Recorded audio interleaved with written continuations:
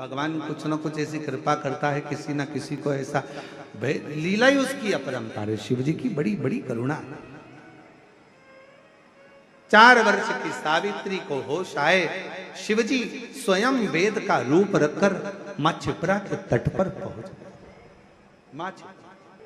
पहुंचे। हाथ में खप्पर है, थोड़ी सी औषधि है और आवाज लगाते लगाते मेरा महाकाल राजा, मेरा महाकालेश्वर, मेरा शिव आवाज लगाते लगाते आया, ओ सावित्री, ओ सावित्री, ओ सावित्री। 4 वर्ष की सावित्री बेटी बेहोशी में पड़ी थी, मां रो रही थी। मां ने आवाज दिया, बाबा।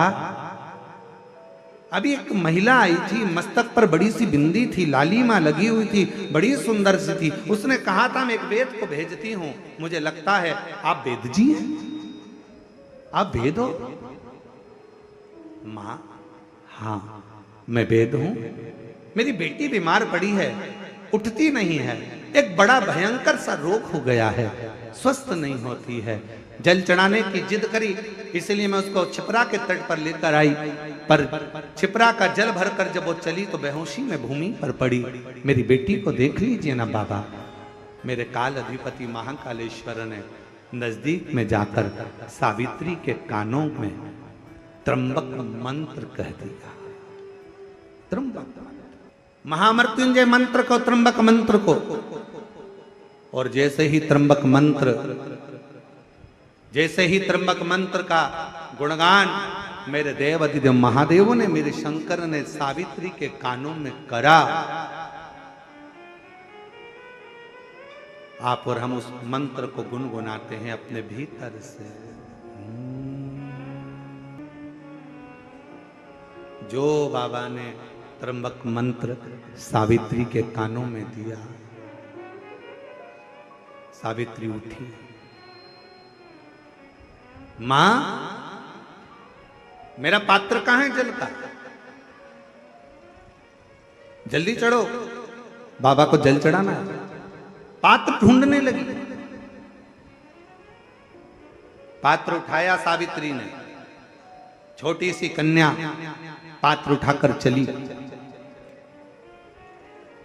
मेरे बाबा वेद का रूप रखकर जा रहे थे, मां पार्वती जी ने उनको रोक लिया।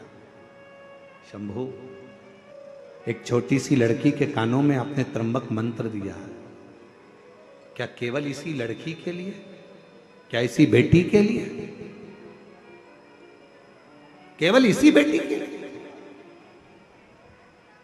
भगवान शंकर महाकाल राजा वेद का रूप रखकर सावित्री की साक्षी में, सावित्री के मस्तक पर हस्त कमल रखकर मां जगत जननी दुर्गा भवानी, मां पार्वती गौरा से, जगत दुर्गा मां भवानी से कहते हैं, पार्वती ये त्र्यंबक मंत्र केवल एक इस छोटी सी कन्या सावित्री के लिए नहीं है, ये त्र्यंबक मंत्र आज मैंने एक बेटी को नहीं, जगत में जन्म लेने वाली जितनी बेटियां होंगी, जगत में जन्म लेने वाली जितनी कन्या होंगी, जगत में जन्म लेने वाली जितनी नारी होगी, जगत में जन्म लेने वाली जितनी बच्चियां इस ब्रह्मांड में, इस संसार में, जो अपने मां के गर्भ से जो बेटी जन्म लेगी, बेटा और बेटी में एक अंतर बहुत बड़ा होगा।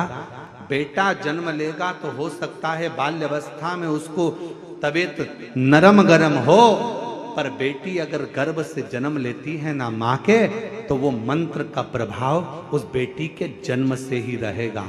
इसलिए डॉक्टर भी कहते हैं, बेटे को थोड़ा सा तकलीफ हुई, निमोनिया हो गया, सर्दी हो गई, जुकाम हो गया, मां बार बार दौड़कर बेटे को लेकर हॉस्पिटल जा रही है, डॉक्टर के पास जा रही है, पर बेटी अगर जन्म लेती है, बेटी अगर जन्म लेती है तो उसके साथ बाबा का त्र्यंबक मंत्र स्वयं साथ चलता है। इसलिए बेटियां जन्म से ही एकदम चतुर, विद्वान, पुष्ट और आनंदित रहती हैं, आनंदित रहती। तुम्हारे घर में बेटा और बेटी का जन्म हुआ हो ना तो तुम खुद दर्शन करिएगा। बेटे का जन्म होगा ना अलग से दिखेगा, थोड़ा दुर्बला पतला, मालूम पड़े कभी निमोनिया हो रहा, कभी सर्दी हो रही, कभी जुकाम हो रहा, कभी खांसी हो गई, कभी कुछ हो गया, कभी कुछ हो गया। और बेटी का जन्म हो तो तुमने उसको मालूम पड़े मालिश भी अच्छे से करी कि नहीं करी, तुमने उसको संजोया कि नहीं संजोया, तुमने उसको घूटी पिलाई कि नहीं पिलाई। इसके बाद भी बेटियों को घूटी की जरूरत नहीं पड़ती, वो शंकर की घूटी पीकर ही पैदा होती है। वो शिव की बेटी है। त्र्यंबक मंत्र मेरे शंकर भगवान ने केवल एक कन्या को नहीं, त्र्यंबक मंत्र केवल एक सावित्री पुत्री को नहीं, 4 साल की बेटी को नहीं, मेरे शंकर भगवान ने वो त्र्यंबक मंत्र मेरे महाकाल राजा ने माँ छिपरा के तट पर वो त्र्यंबक मंत्र जगत की संपूर्ण बेटियों को, संपूर्ण स्त्रियों को, संपूर्ण नारियों को प्रदान करा।